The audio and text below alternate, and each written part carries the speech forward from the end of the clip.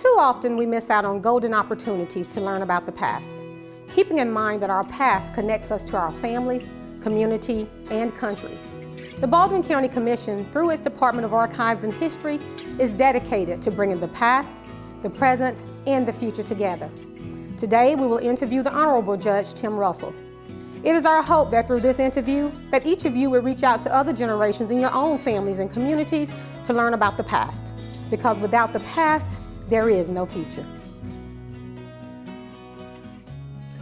I'm Tim Russell, a native of Baldwin County. I have the distinct honor of having Baldwin County as my home for my entire life. There were times that I lived away from Baldwin County while in college, graduate school, in the U.S. Army. But other than that, I've lived here every day of my life in between those times. I was born in Foley, above Wright's Drug Stores in what's called the Holmes Hospital. That hospital had 3 rooms, and when I was born, Dr. Holmes delivered me. I was a strapping 8-pound, 6-ounce baby. Everything looked fine until the second day when Dr. Holmes noticed I had a major problem. I couldn't keep my food down. And to make a long story short, 5 weeks later, at 3 pounds, Dr. Holmes told my mother that I was going to probably die any day. My mother cried so much and begged Dr. Holmes to do something to save her first son. He stayed up all night and did research and did exploratory surgery at 5 weeks and saved my life. That's why Foley, Alabama in Baldwin County is a special place for me. Every day is special, and I thank God for the opportunity to have a life so long.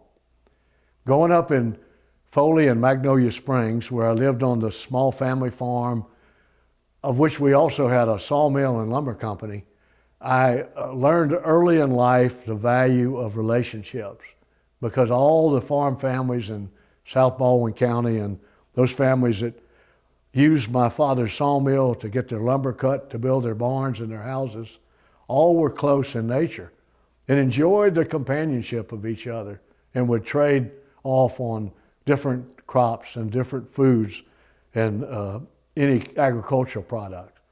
In addition, we had a shrimp boat, and we shrimped when we weren't farming, and our freezers were always full of the great shrimp. Not only from Mobile Bay, but in Weeks Bay, because in those days you could actually shrimp in Weeks Bay. It's hard to believe, but it was open to shrimping. We grew up in Magnolia Springs, attended Alberta, St. Benedict School, a wonderful German, very strict school where we learned a lot of good things about life, but most especially the value of a good Christian education that I was so fortunate to have. I went from Alberta School to Foley High School, where I had the distinct honor of playing for the great Ivan Jones on the second state championship team that Foley's ever had, a 1962 team, which we were undefeated. And I played with the great Snake Stabler, who just was inducted into the National Football League Hall of Fame. It was an unbelievable experience growing up in the area of South Baldwin, where Foley covered everything from Ono Island to Fort Morgan, all the way up to Robertsdale. We had a big area and a small number of people, and we got to know each other so well, and the football players all had a great time being friends and doing things together when we weren't playing ball for the great Coach Jones. I have many great stories about playing with the great Snake Stabler, who not only was a great athlete, but was an extremely funny guy, always getting us in trouble, always doing things that he would get out of and we would be left. I remember telling the story one time when we were riding on a bus over to Viger to play football when Coach Jones actually drove the bus. And we were driving the bus, and the 2-lane road was so narrow that when we went across the bridge, Coach Jones popped the side of a truck mirror with our mirror on the bus, and right then Snake hollered out, hit the floor, we've turned it over." We all died laughing. But we made it, and we got there and won the game and had a great trip home. But there's just the many types of things that happened. We also used to, the park manager back then, Mr. McLeod, had to manage the 6,000 acres of the state park. It was so expansive. And he asked us football boys if we would, in the summer, would help him patrol the beach just to make sure nobody was out on the beach and not behaving themselves. So we used to ride our cars, let the air out of our tires, and ride all over the beach. Oh, great memories growing up. Because Snake was at the University of Alabama, he was doing great. Coach Bear Bryant said, I want to try you at Alabama, but I want you to walk on. And so when it came time for college, I decided to go to Alabama and turn down some other scholarship opportunities I had at other colleges because I wanted to play for the Great Bear and play with my high school friend, Snake Stabler. So I went to the University of Alabama and was doing great and had an injury. And Bear called me in and told me that he wanted me to stay on after the injury if I wanted, but he said, you're probably going to need to wait a little while till you get better. And at that time, I was real interested in being an Army officer, and my injury could have affected my eligibility. So I became a tutor for the Bear and tutored Snake the rest of the time. One of the things that helped me get recruited by Coach Bryant is that Coach Bryant, actually, his first seasonal home was on Magnolia River. And as a little boy growing up in Magnolia Springs, when we would pass by in our shrimp boat going out to shrimp, I had the pleasure of seeing the great Bear Bryant along the shores of Magnolia River with his other coaches because they'd come down to fish and hunt in between the seasons. And when I went to Alabama, Coach Bryant knew I was from Magnolia Springs, and he had a lot of questions for me. That made for a nice connection with him, and we became good friends because of that connection. And I'm proud to say today that I own that home, my wife and I do, that he rented for 10 years as an early coach at the University of Alabama. And graduated from the University of Alabama, and at that time I was commissioned an Army officer, and my beautiful high school sweetheart, Sandy Schultz, was from Foley, Alabama. She had finished school. We both decided, let's get married, even though I'm probably going to have to go to Vietnam. I didn't know when I was going to have to go, but my early orders said I was going to go to Vietnam. Right on my way of preparing to go to Vietnam, I got special orders from the U.S. Army saying that I had been selected as the casualty officer of the 5th United States Army. I didn't want to do that because I had enough training and knowledge to know that casualty officers at that time had to do all of the notifications of killed in action, missing in action, or prisoners of war. I asked the commanding general to ask someone else that I wanted to go to Vietnam and serve my country. Then he said, no, you're going to do what I asked you to do. So Sandy and I packed up and went to San Antonio, Texas, where I was the casualty officer. In a period of 2 years, we actually handled 1,147 notifications. Now, I had a lot of help. I had 24 people working full-time with me, 24 hours a day, 7 days a week, to help make the notifications and provide assistance. But that had an unbelievable impact on my life. Upon finishing the Army, Sandy and I wanted to come back to Baldwin County, but there was nothing available. My undergraduate degree was in accounting, and she had her master's in math. And we decided that maybe we'd take a chance and go to the University of South Alabama and both do further graduate studies and see if something opened up. And I was very fortunate to finish at the University of South Alabama with a Master's of Business Administration and start work at Baldwin Mutual Insurance. It was a great organization, Alabama's oldest insurance company. My grandfather was one of the founders of that company, and I enjoyed it so much that I wound up working there for 36 years before I retired. Sandy and I loved Foley so much, and we wanted to raise our children in the South Baldwin area just like she and I had both grown up there because we loved it so much. We wanted to be near our parents so we could help them as they got older. It turned out to be a great decision for us. We both got active in the community, and I decided to run for mayor. My business partner, Arthur Hoke, had been mayor for 5 terms, and he decided not to run again, so I decided I was going to run for mayor. Well, even though we were both in the Foley area, Foley was starting to change a lot. When I was born in Foley, there were only about 1,200 people living there. And Sandy was born in Mobile, but her family was from Foley, so we both knew the area extremely well. It was starting to change, so we decided that we were going to walk to every house or apartment in Foley to meet the people. And that turned out to be a great thing to do, because the 2 candidates that were running against me, or running for the position, I should say, were really better qualified candidates than I were, but they didn't work as hard as we did, and we won the election.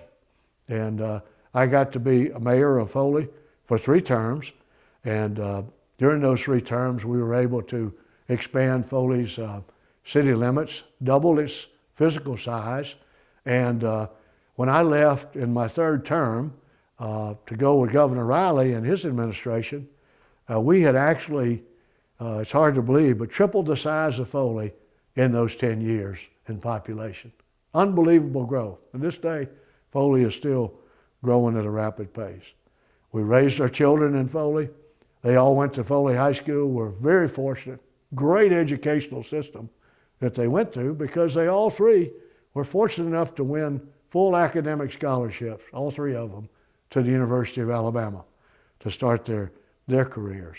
They loved growing up in Foley and riding the streets of Foley on their bikes and playing in sports and knowing the folks of all of South Baldwin area. All 3 of my children all want to retire in Foley, but right now, because of job situations, none of them live in Foley, but they all want to come back at some day. Makes me so happy. Growing up in Baldwin County is an unbelievable experience. My Peterson family on my mother's side were some of the earliest folks to come to Loxley, Alabama. My great-grandfather was a huge contractor up in Birmingham, and he bought a seasonal farm in Loxley, outside of Loxley. He loved Loxley so much he built an apartment complex in Chicago, and it's still there.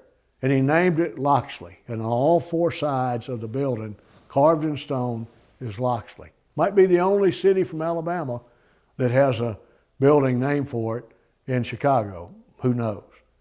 On the Russell side, my family, the Russell family, which I'm named, we bought our farm in the in the 1800s when we first came from Indiana.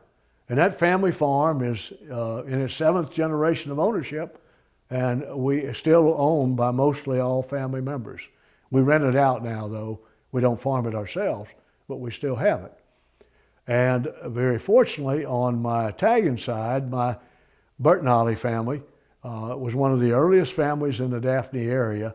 They came in the 1800s, and to this day, Sandy and I have over 150 relatives that live in Baldwin County. We don't know them all, and they don't know us all. There's too many to keep up with. I tell people the only reason I was able to get elected probate judge of Baldwin County is I had so many relatives that either voted for me or felt sorry for me.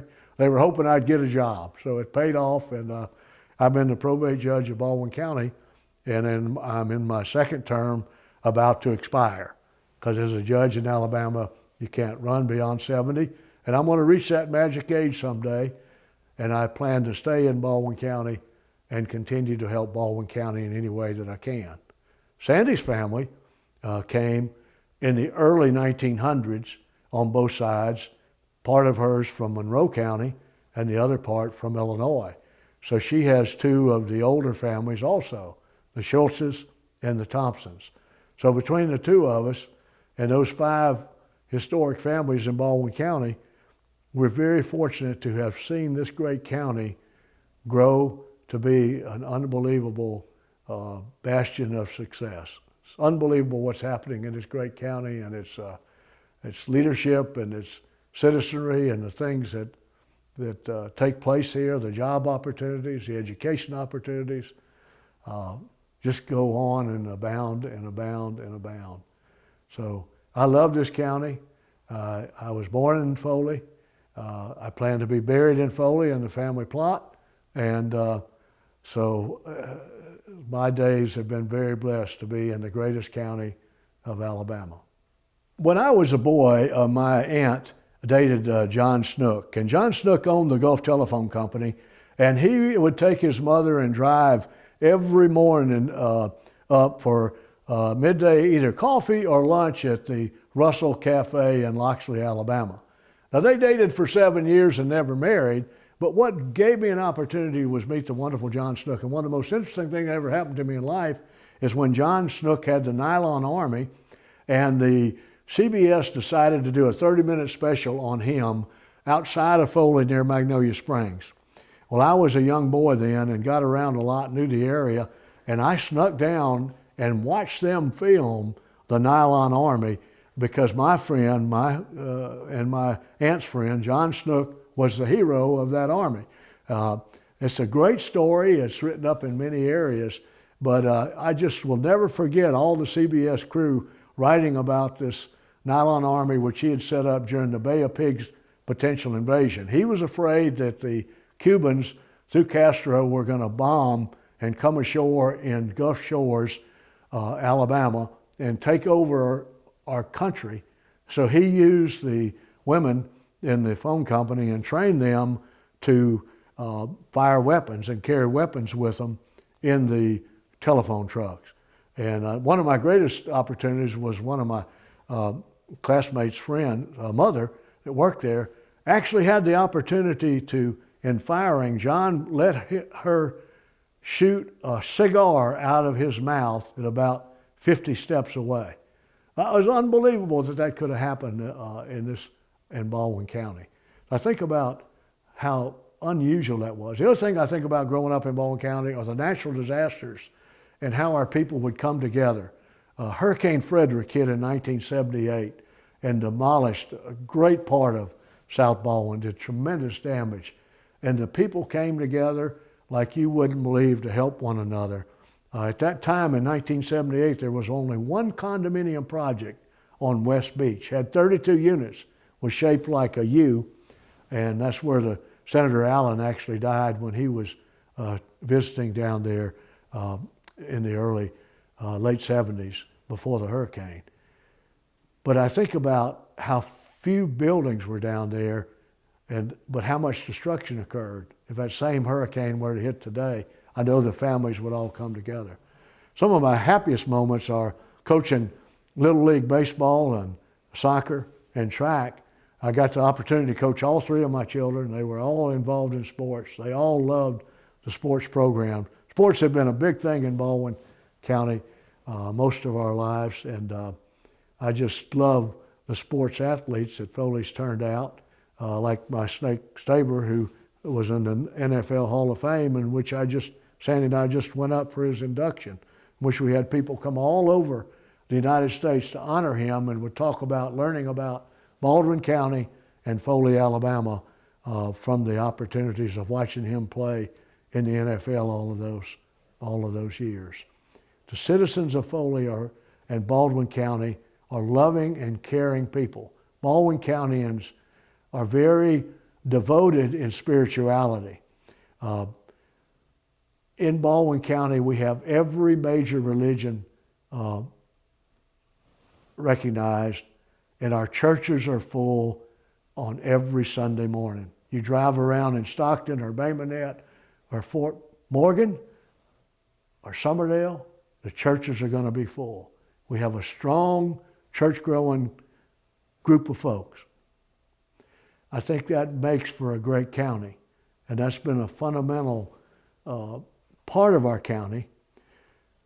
As I think about what probate does, one of the things that's so special is we preserve our records, just like Felicia Anderson, our great person in charge of archives, does for our county. Felicia is over all the archives.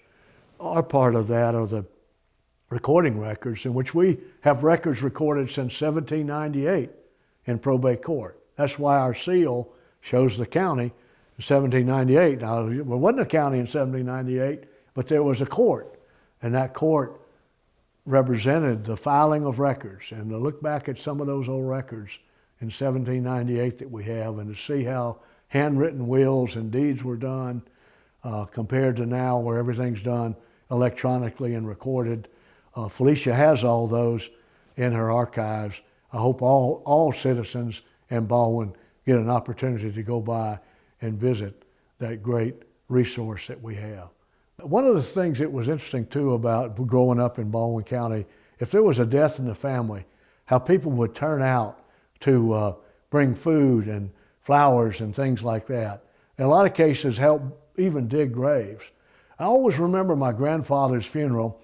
He was so loved in Loxley and known so well. He was a contractor, my grandpa Pete Russell. And I remember going to the funeral, and when we pulled out of the funeral, my dad, of course, was in one of the early cars, being the oldest son, and he was buried in Bell Forest, which is several miles to the west of Loxley. When we got to the funeral site, the deputy was calling on his walkie-talkie saying the last car was just pulling out of Loxley to Loxley Church when we arrived in Bell Forest. People turned out for funerals. They cared about their fellow citizens. They were compassionate and loving and sharing. I think that's got to be one of the most unique things that we are so blessed with in Baldwin County, are things like that. Growing up and eating in places like Mimi's and Malbus, so there were so few restaurants. It was a special time to go to Mimi's down near the Swift Coal home. And Sandy and I knew Miss Mimi and her husband very well. He was very quiet. She was the talker. But oh, what a great opportunity to eat down in Mimi's, where Frank Sinatra had eaten, and Bear Bryant used to say was one of his great places to eat. Another interesting thing that I had happen to me is I met my first billionaire when I was mayor of Foley, when the great Steve Forbes came to do some investigating about Baldwin County and its potential. And I still never have known exactly why he came. Senator Richard Shelby, my good friend, called me one day and said, "Mayor, I need a big favor for you." He says, "Stephen Forbes of the Forbes family, the Forbes great billionaire wealth, has a keen interest in Baldwin County and wants you to do a private tour, just the two of y'all, to go down and look at the county and what's going on." So I had a wonderful time driving Steve Forbes around. And to this day, I still don't know why he came, but I'm sure it had a valuable purpose. Another one really interesting thing that happened when I was mayor of Foley and we had the terrible Hurricane Ivan, I got a call a few days after Ivan from one of the Secret Service officers calling to say that President George Bush wanted to come to Foley to look at the damage, that Senator Shelby and Senator Sessions had asked him to come down, and he wanted to come and had heard about me through them and see if I would set up a meeting. Well, I didn't know how we would handle it because most of our utilities were out and everything was under such chaos. We tried to figure out a way to do that. And so he said, you'll see some helicopters flying around for the next day, but don't say a word to anybody that we're considering landing him somewhere in the Foley area by helicopter after he lands Air Force One over at the Naval Air Station in Pensacola. We anxiously awaited, and one night, I think it was a Saturday night after the storm, about 10:30, I get a call from a Secret Service agent, and he says, we're going to do this, and nobody's going to know much about it, so we got to do it and do it fast. He says, you're going to get 3 more calls from Secret Service agents asking you questions. We're going to set up the president's visit to Foley for tomorrow, Sunday. I want you to meet Congressman Joe Bonner at the front of the Foley City Hall with your chief of police, and then we'll give you instructions as to where the president's going to fly in, because we don't have enough time to set up all the security for the president when we normally do. So I talked to Joe Bonner, and we set up to meet there, and I got the next 2 calls verifying that all this was confidential and not to say a word to anybody except Congressman Bonner. And Congressman Bonner and I knew about it, and he said that you can tell your wife, but nobody else. Well, we met in front of Foley City Hall with my chief of police, and at that time we made the call, and they said go to Orange Beach, and they told us where to meet in Orange Beach, and we drove down to Orange Beach in the chief's car, and had to be completely searched because security again was so brief. They didn't want anything to happen. I wanted to give a gift to President Bush, and so I asked him what I could give him, and they said, look, Mayor, we don't have time. We got security to worry about. You can't bring a thing. Well, I had to give something to President Bush. So I always carry a wooden cross in my pocket.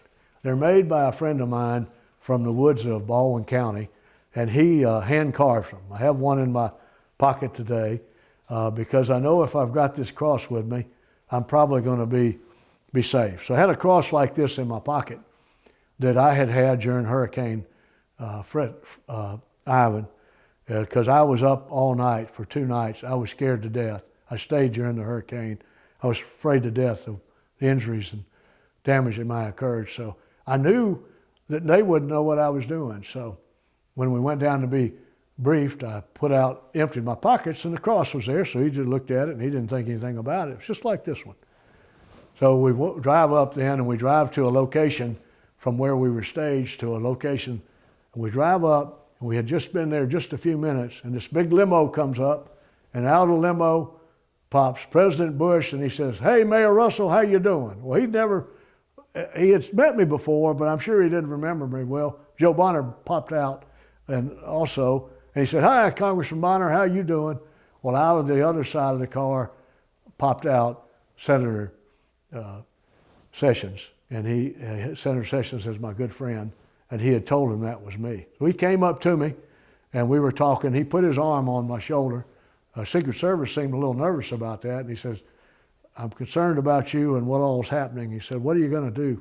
I said, "Well, I've got to ask you for help." He says, "We're going to get the help for you."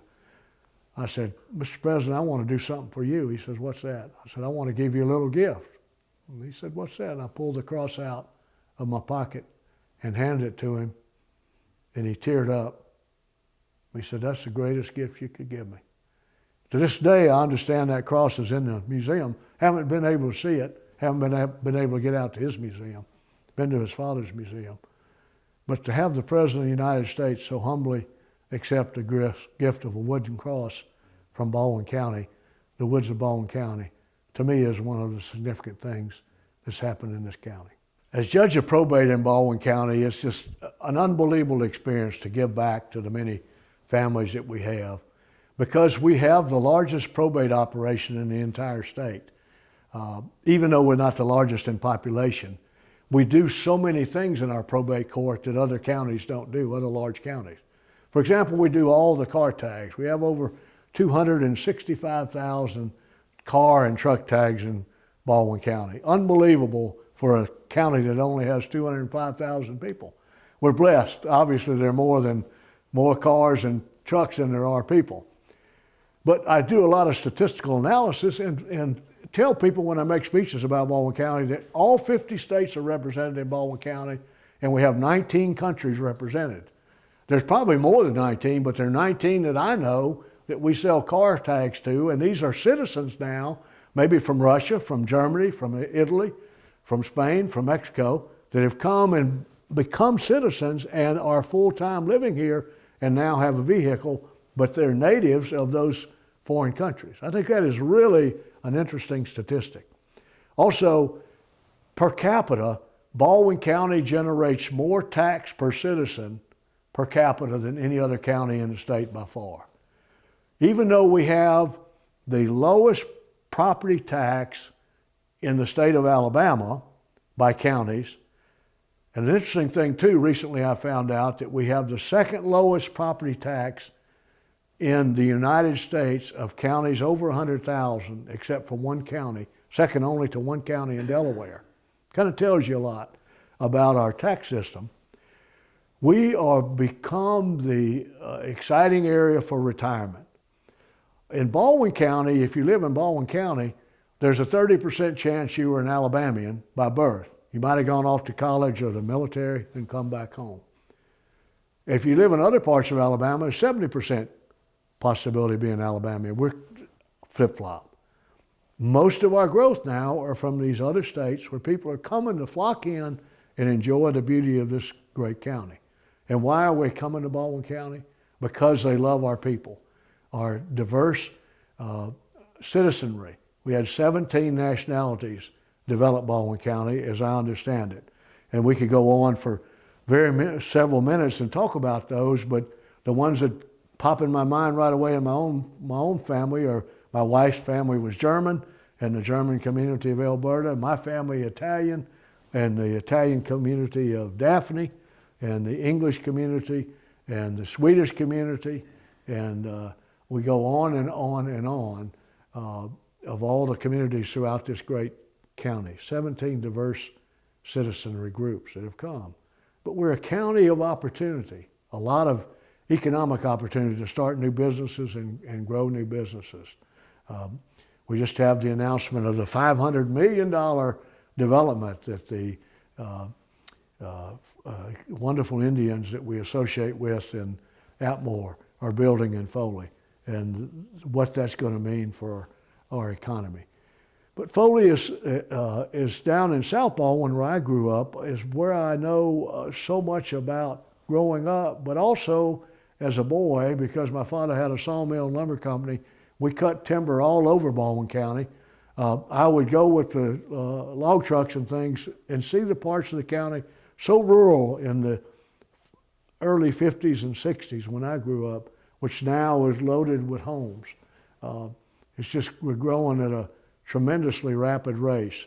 It's unbelievable. And we're the fastest growing county in Alabama. As judge of probate, I'm in charge of the elections. And recently, in this last presidential election, we measured our eligible voters at 146,000 eligible voters. And I went back and said, boy, we've grown a lot in the last 4 years. And noticed that in 4 years ago, we only had 116,000 registered voters. So in 4 years' time, we added over 30,000 new voters to our voter rolls in Baldwin County. No county in the state is growing that fast. We talk about Shelby County, our sister county up near Birmingham. They're growing, but not quite as fast as we are now. We've got the beautiful areas up in North Baldwin where we have the beautiful pine and longleaf pine that are so important to our environment.